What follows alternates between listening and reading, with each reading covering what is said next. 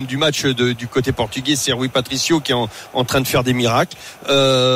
Griezmann, je le préfère lorsqu'il joue beaucoup plus haut. Quand il revient trop bas, je le trouve inefficace et même plutôt il tire son équipe vers le bas. Que quand il est plus haut, il arrive à jouer, à trouver des solutions avec Coman, avec aussi ses attaquants sur les côtés, que ce soit Martial ou en tout cas il met bien ses attaquants sur orbite. Donc faut qu'il continue à jouer plus haut. Je suis sûr que Dédé a dû le repositionner. Il y a du mieux, c'est beaucoup mieux, enfin rien à voir qu'avec ce qu'on a vu il y a 3 jours, quoi. Voilà, 0-0, un très bon 0-0 pour l'instant entre la sélection portugaise et l'équipe de France. Dans un instant, on y retourne au stade de la Luz pour la deuxième période avec coach Courbis, Lionel Charbonnier, Jeannot Rességuier, Loïc Tanzi. Vous écoutez RMC, 21h34. À tout de suite. RMC Football Show, Portugal-France. Nicolas Jamin. Avec coach Courbis et Lionel Charbonnier, bien sûr. 0-0 à la mi-temps entre l'équipe de France et le Portugal. Très belle et très agréable première période, notamment de l'équipe de France. Tiens, parions sur la deuxième période. Winamax, les meilleurs cotes.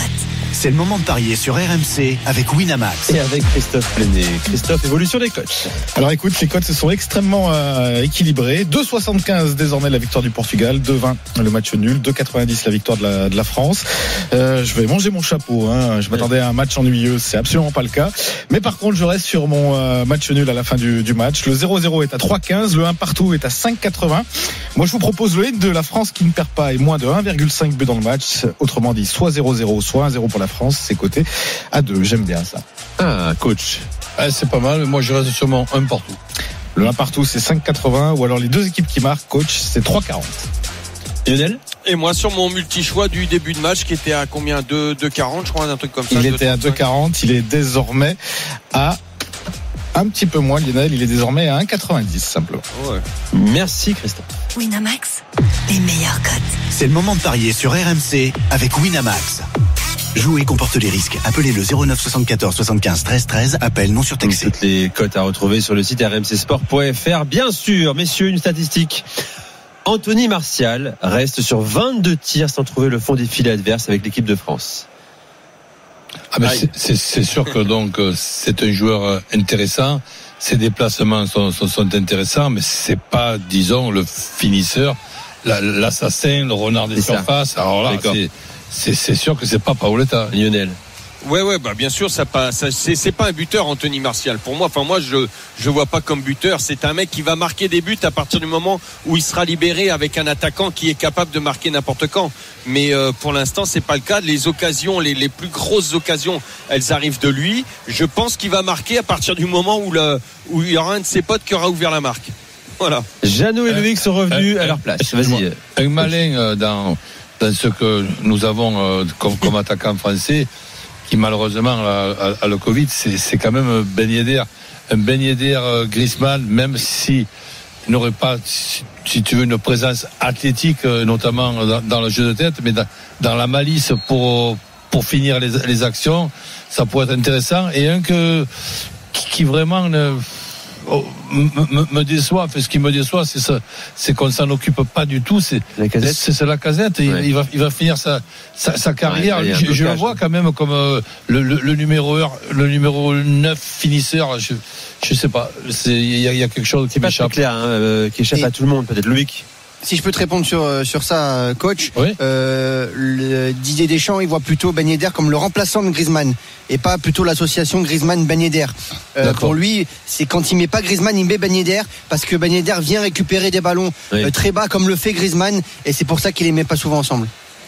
Bon, voilà, c'est extrêmement clair. T'as la réponse. Ouais, d'accord. Mais quant à la Casette, pourquoi pas en équipe de France? C'est vrai que c'est un peu une énigme pour l'instant. L'histoire de la Casette et l'équipe de France est un petit peu compliquée. Voilà, c'est relationnel avec le sélectionneur. Ouais, il y a eu ça. Il y a eu des comportements à 2013. C'était en Uruguay et au Brésil. Après, il y a eu cette fameuse défaite à Elbasan. Voilà, il lui a souvent reproché un manque d'implication et de travail à l'entraînement. D'accord. C'était en tout cas ce qui nous était revenu aux oreilles à l'époque où Deschamps sélectionné Alexandre Lacazette. On n'a pas de chance avec nos numéros 9 talentueux. Oui.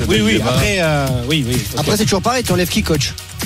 Comment? C'est toujours le même problème. Giroud. Si tu rajoutes quelqu'un dans la sélection, il faut que tu enlèves quelqu'un. Et là, la question, c'est qui? Oui, Giroud, peut-être, parce qu'il joue moins Chelsea. Mon Biquet, tu as un blessé, tu as 3 blessés par semaine. Tu n'as pas de problème. Ah oui, bien sûr. Dans ce cas-là, oui, c'est plus facile. Ça reprend dans quelques secondes, Jeannot.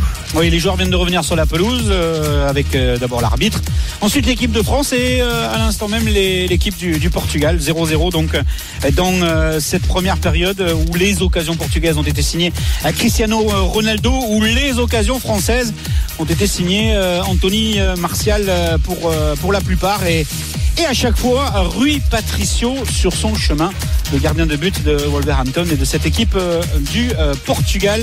Le coup d'envoi est donc imminent de cette deuxième période. On le rappelle, il y a la possibilité donc de faire des changements avec 5 changements pour cette Ligue des Nations, alors que ça n'avait pas été le cas sur les premières journées, notamment au mois de septembre. Ça a été corrigé par le comité exécutif de l'UEFA à partir du rassemblement d'octobre. C'est parti, à l'instant même, coup d'envoi donné pour la deuxième période avec un premier ballon pour les Portugais avec Danilo Pereira qui a glissé cette balle avec Cancelo. On est revenu complètement à l'opposé côté gauche maintenant avec William Carvalho, avec Joao Félix qui fait l'appel juste devant Guerreiro qui récupère le ballon face à Kanté. Joao Félix qui face à Coman réussit à la mettre dans la profondeur pour aller chercher Guerreiro. Attention, Joao Félix avec Cristiano Ronaldo qui s'arrête. Oui, qui s'arrête parce qu'il sait qu'il a un bon coup franc derrière avec cette faute de Benjamin Pavard sur Joao Félix qui amène un coup franc pour le Portugal. Et il lui a marché sur le pied. C'est Varane qui fait faute, oui. Varane, il est en retard, Varane, effectivement. La grosse semelle de Varane. Allez, coup franc intéressant pour le Portugal en début de deuxième période. Et avec Cristiano Ronaldo et Bruno Fernandes pour frapper le coup franc. Non, il ne restera plus que Cristiano Ronaldo pour frapper ce coup franc. Le capitaine de la sélection qui est à 102 buts avec celui marqué face à l'Andorre. Vous savez, son objectif c'est de dépasser Ali Lahi, l'Iranien, qui est le meilleur buteur de l'histoire avec 109 buts avec donc sa sélection. Cristiano Ronaldo qui va frapper très certainement vers le but du Goloris. Ça passe devant le but du Goloris qui était resté sur ses appuis et pourtant il y avait Fonte et pourtant il y avait Ruben Dias au premier poteau, Fonte au deuxième poteau. Il a tenté la frappe directement qui vient passer un petit mètre à gauche du but d'Hugo Lloris, du poteau gauche d'Hugo Lloris. Comment t'expliques une émission en difficulté? Excuse-moi Loïc, vas-y. Pas de souci. J'ai dit une nouvelle fois en relancer très court côté français. On a cette volonté de repartir vers l'arrière depuis le début du match. Ça c'est le truc à la mode depuis début de saison. On veut relancer à terre absolument, même si c'est un gros pressing depuis ces 6 mètres. Qu'est-ce que t'en penses, Lionel, de notre position, en tout cas notre situation sur les coups de pied arrêtés défensifs? On est un peu en difficulté, à moins que ce soit le Portugal qui soit c'est vraiment difficile à contrer ce genre de situation là, coup de pied excentré. Ils se sont massacrés les deux. Ronaldo tête contre tête entre Bruno Fernandes et Kipembe. Les deux sont restés au sol. Bruno Fernandes s'est relevé plus vite que Presnel Kipembe qui lui a l'air un peu plus sonné. Vas-y Lionel. J'ai l'impression. Ouais, Ronaldo a vraiment bien tiré. En plus, c'est rentrant comme ça, c'est coups francs, c'est difficile. Le gardien ne peut pas anticiper. Les défenseurs défendent. C'est un ballon qui est mis entre la défense et le gardien de but. Les défenseurs ne peuvent pas la toucher parce qu'en plus Ronaldo il met un tir très très fort. Ça aurait été mieux de la part de Ronaldo de le mettre comme ça rentrant, mais deuxième poteau. Le jeu a repris, ça va mieux. Ça va mieux pour le gardien de but. Pour Kipembe, le coup franc n'aura rien donné puisque les Portugais sont revenus à la moitié de terrain avec Fonte et le pressing d'Antoine Griezmann qui va aller faire le boulot jusqu'à Rui Patricio.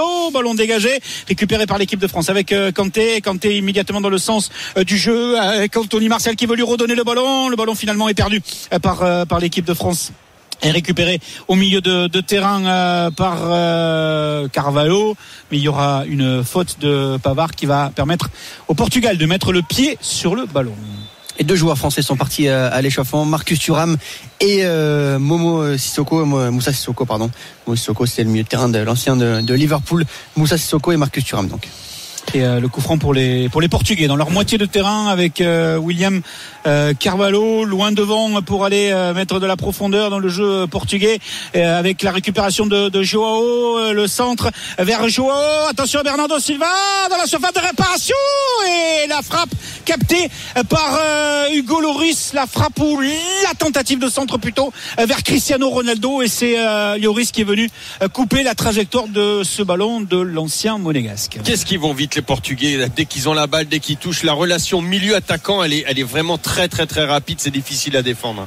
Surtout sans faire de faute. Les autres pelouses européennes, Allemagne, Ukraine et Suisse-Espagne, Morgan Maury. Début des deuxième période, 50e minute à Leipzig, 2-1 pour l'Allemagne face à l'Ukraine. L'Allemagne virtuel leader de ce groupe 4 et 49e minute à Bâle. Et la Suisse mène 1-0 face aux Espagnols, réalisation de Remo Freuler. 50e minute également au stade de la Lousse, Jeannot Rességuier, Loïc Tanzi. Et la remontée de balle pour l'équipe de France avec ce score toujours de 0-0 entre le Portugal et la France pour les Bleus qui jouent en blanc ce soir avec Rabiot qui a récupéré ce ballon de Pavard. Le relais de Coman pour la remettre à Pavard avec Martial à une touche de balle. C'est bien fait pour Coman, même si le ballon va être un peu profond le long de la ligne de touche sur le côté droit. Coman va pouvoir récupérer cette balle. Coman va peut-être pouvoir centrer pour aller chercher Griezmann. Le ballon est contré par Ruben Dias, qui va très bien défendre, même si dans la relance Joao Félix va perdre ce ballon. La touche rapidement jouée par Pavard avec N'Golo Kanté avec Varane, ils sont dans la moitié de terrain des Portugais avec Kanté qui va chercher la profondeur encore une fois avec Pavard qui fait mine de centrer face à Joao Félix qui va mettre le pied, mais finalement Pavard a réussi à donner la balle derrière lui avec Kanté, avec Varane encore une fois. On reste sur le côté droit pour insister avec Pavard dans l'axe pour aller chercher Kanté. Le ballon finalement va être perdu. C'était Pogba qui était là dans la phase de repli, mais le Portugal va partir en contre-attaque avec Cancelo. Attention à la course croisée avec Bruno Fernandes. Le ballon est compliqué pour le joueur de Manchester United et finalement c'est Varane avec le retour de Pavard pour s'appuyer sur Lloris. Attention, la passe est un peu molle pour Kimpembe qui va se faire piquer le ballon dans les pieds par Bernardo Silva encore une fois avec Bruno Fernandes qui redonne à Bernardo Silva à l'entrée de la surface de réparation. Il est revenu sur ses pas. Bruno Fernandes dans l'axe, il a voulu s'appuyer sur Carvalho. Le bon retour défensif de la part de son placement pour Griezmann. Le ballon est allé directement vers Coman, récupéré par Joao Félix qui fait la différence face à Griezmann, mais pas face à Pavard. Ballon récupéré par Griezmann dans l'entrejeu pour donner à Pogba qui va tranquillement récupérer ce ballon avec un faux crochet à gauche pour repartir à droite et se donner un petit peu d'espace, un petit peu de tranquillité aussi parce qu'il n'y a pas de Portugais devant lui et il va pouvoir s'appuyer sur Pavard maintenant et Kanté dans la moitié de terrain de l'équipe de France. 51 minutes de jeu, toujours 0-0 entre le Portugal et la France, et pour l'instant, à part le coup franc de Cristiano Ronaldo à la 47e minute qui est passé à côté du but du Goloris, on n'a pas vu d'occasion pour l'équipe de France. Absolument. Un peu mieux les Portugais quand même, les Portugais depuis le retour des vestiaires, je trouve, avec des temps forts de possession de balle. Allez, on décale côté gauche avec Lucas Hernandez, Jeannot. Hernandez avec ce ballon joué en deux temps avec Rabiot. Martial était venu donner un coup de main. On est revenu à l'opposé, à droite maintenant avec Raphaël Varane pour Pavard avec Coman pour Pavard dans l'axe avec Paul Pogba pour Kingsley Coman qui va écarter peut-être avec Lucas Hernandez encore une fois. Lucas peut-être pour Rabiot, le jeu en deux temps, c'était bien vu, mais la talonnade était un petit peu on va dire ambitieuse de la part de Rabiot pour qu'elle puisse arriver jusqu'à Lucas. Le ballon a été dégagé par Fonte, c'est allé directement en touche. Ce sera une rentrée de touche pour l'équipe de France. Les autres pelouses, Allemagne, Ukraine, Suisse, Espagne, Morgan Maury. Oui, l'Allemagne qui était menée 1-0 par l'Ukraine dans cette partie à Leipzig, qui a renversé la tendance grâce à Leroy Sané et Werner. 2-1 pour les hommes de Joachim Löw à la 54e minute de cette partie. Ils sont virtuellement en tête de ce groupe A. Et pendant ce temps, à Bâle, 52e minute, la Suisse préserve son invincibilité à la maison face aux Espagnols. Réalisation de Remo Freuler en première période. 1-0 pour les Suisses face aux Espagnols, 52e. Rabiot, Griezmann, Rabiot, la frappe, oui. Et le but, le ballon relâché par Rui Patricio, N'Golo Kanté qui marque là le but. Il était en embuscade. N'Golo Kanté, 44e sélection et son deuxième but sous le maillot de l'équipe de France. Le premier, c'était le 29 mars 2016, c'était face à la Russie en match amical, et là c'est un but important. Tous les joueurs de l'équipe de France autour d'N'Golo Kanté pour bien évidemment le féliciter avec ce ballon de la part de Griezmann, la frappe de Rabiot, la faute de main de la part de Rui Patricio, tellement rare pour nous souligner que ce ballon revient dans les pieds de Kanté qui est juste un petit peu gêné par le positionnement défensif de Guerreiro, mais il arrive à glisser son pied gauche avant le geste défensif du joueur de Dortmund. N'Golo Kanté qui libère l'équipe de France. Il y a un petit rebond sur la frappe d'Adrien Rabiot qui trompe Rui Patricio. Il fait quand même une permet faute pas de de main. capter ce ballon. Ouais, mais bon. Qu'est-ce qu'il faisait là, poser comme question coach Courbis? Non, Qu'est-ce mais que faisait tu N'Golo sais Kanté que ici? depuis tout à l'heure, il joue en piston avec Pogba. Et souvent, quand la balle est côté gauche, par exemple,